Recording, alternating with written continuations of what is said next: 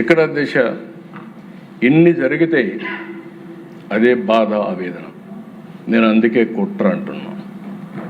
ఎవరైనా సరే తప్పు జరిగితే అందులో కూడా దేవుని దగ్గర తప్పు జరిగినప్పుడు, అపచారం జరిగినప్పుడు బేషరతుగా రాజకీయ పార్టీ కూడా ఒప్పుకొని తీరాలి. అట్లా ఒప్పుకోకుండా బుకాయించడం మీరు చూస్తారా దిశ? ఒకసారి ఆ వీడియో ఇచ్చి చూపించండి.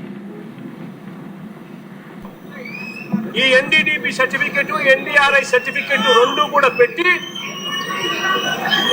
సిబిఐ ఛార్జ్ షీట్ కూడా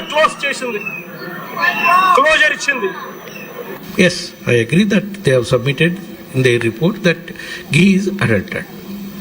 And they have also mentioned adulterated ghee supplied because of so many people's involvement and some officers' involvement, some third persons' involvement in the, all those people who are named and charge sheeted also. Ghee is adulterated with some palm oil, some canola oil, some other items, whatever it is that is found in the CBI SIT report that has been mentioned there. లాంటి వాళ్ళు ఎప్పటి నుంచో టీటీడీలో పనిచేస్తున్నటువంటి అధికారులు, అలాగే నెయ్యిని సరఫరా చేసినటువంటి సరఫరాదారులు, వీళ్ళందరూ కుమ్మక్కై అవినీతికి పాల్పడి నెయ్యిలో కల్తీని వాడినారు అని వాళ్ళు చాలా స్పష్టంగా చెప్పినారు. నెక్స్ట్ అంటే ఇక్కడ రెండు వర్షన్లు మీరు ఉన్నారు. ఇద్దరు టీటీడీ బోర్డ్ చైర్మన్స్ ఆ రిపోర్ట్ నుంచి అడల్టరేషన్ జరిగిందని, దానికి కావలసిన రిపోర్ట్లు కానీ ఫోరెన్సిక్ ల్యాబొరేటరీస్ కానీ అవన్నీ ఉన్నాయి. ఉంటే ఒక పార్టీ అధ్యక్షుడిగా, మాజీ ముఖ్యమంత్రిగా బాధ్యత తీసుకోవాల్సిన వ్యక్తి సునాయాసంగా ఏమీ జరగలేదు అంటే, తిరిగి మనం ఏదైతే దేవునికి అపచారం జరిగిందని మనం చెప్తే మనం అపాలజీ చెప్పమనే పరిస్థితికి వచ్చారంటే ఎంత దుర్మార్గం మనందరం గుర్తుపెట్టుకోవాల్సిన అవసరం ఉంది. దీనికి సాక్ష్యాధారాలు కూడా కొన్ని చూపిస్తాను. నెక్స్ట్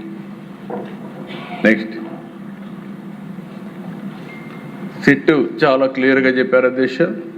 ఇది 35వ పేజీలో మీరు చూస్తే 4/7/24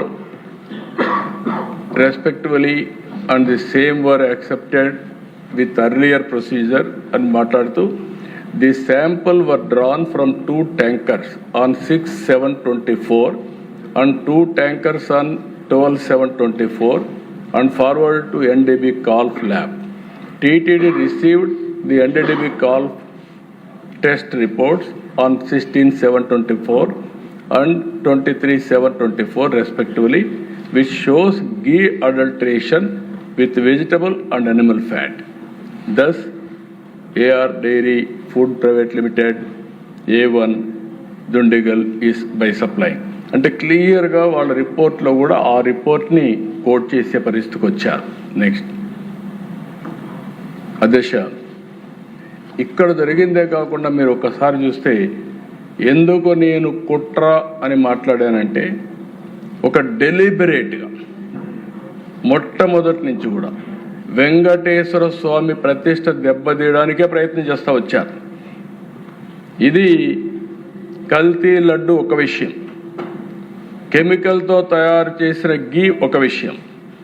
ఇక్కడ మీరు చూస్తే అన్యమత ప్రచారం, ఆర్టీసీ ఆంధ్రప్రదేశ్ రాష్ట్ర రోడ్డు రవాణా సంస్థ తిరుమలకి తిరుపతికి టికెట్ 22/8/2019లో వీళ్ళ గవర్నమెంట్ వచ్చిన తర్వాత పక్కన చూస్తే ఫ్రంట్లో ఇది ఉంటుంది, బ్యాక్కు పోతే తక్కువ ఖర్చు అన్ని సౌకర్యాలతో క్రైస్తవులకి పవిత్ర జెరూసలం యాత్ర.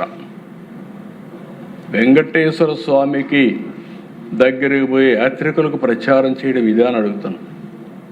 అందుకే నేను కుట్ర అని అంటున్నా. ఇది డెలిబరేట్గా చేశారంటున్నాను. మనం ఏదో జరిగిపోయింది అని ఆవేదన చెందడం కాదు ఇక్కడ. ఇది కావాలని ఒక పద్ధతి ప్రకారం వెంకటేశ్వర స్వామి పవిత్రత దెబ్బతీయడానికి చేసిన కుట్ర.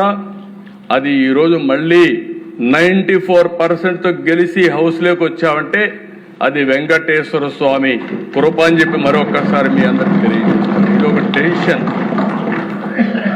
ఏదైనా సరే ఎవరైనా తప్పు చేసినప్పుడు మనం అనుకుంటున్నాం, చాలామంది మాట్లాడారు, ఇందులో కూడా వీళ్ళని చూశాను నేను. ఓసారి అయితే విగ్రహమే కదా, ఏముంది, దేవాలయాల గురించి చులకనగా మాట్లాడే సందర్భాలు కూడా చూసాం. మనం అందరం ఆవేదన పొందాం. ఇలాంటివన్నీ కూడా ఇంకా చాలా ఉన్నాయి. దేశం నెక్స్ట్ 2018 పింక్ డైమండ్ చోరీ అయిందని